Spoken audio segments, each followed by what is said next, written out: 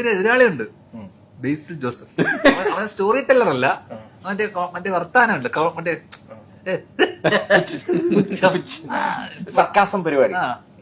Story telling വരില്ല, പക്ഷെ ഇങ്ങനെ പിടിച്ചു നിൽക്കും, എങ്ങനെങ്കിലും ഒന്ന് പിടിച്ചു നിൽക്കും. അവൻ അവിടെ ഹിന്ദിയിലൊക്കെ പോയി പടം ചെയ്യാൻ പോവാ, സ്റ്റോറി ടെല്ലർ അല്ലെങ്കിൽ പടം ചെയ്യാൻ പറ്റുമോ? അതിന്റെ സത്യാവസ്ഥയുണ്ട്.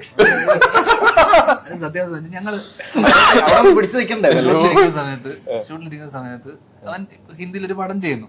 അതിന് ആരാണെന്ന് പറയാൻ പാടില്ല, കാരണം എല്ലാവർക്കും അറിയാം അവൻ പടം ചെയ്യുന്ന ആരാന്നുള്ളത്. അറിയാൻ അറിഞ്ഞൂടെ